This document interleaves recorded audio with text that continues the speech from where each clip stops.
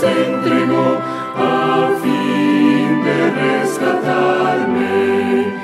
Pues cuanto tengo es todo de él, él mismo me lo ha dado, mi vida, fuerza y corazón, a él me he entregado.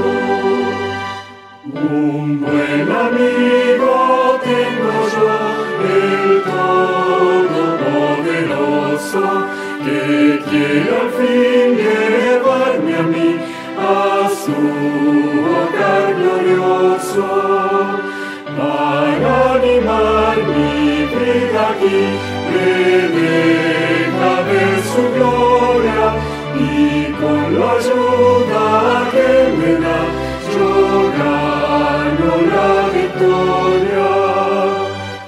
Un buen amigo tengo yo, tan fiel y tan amante, mi sabio consejero es, mi protector constante, de quien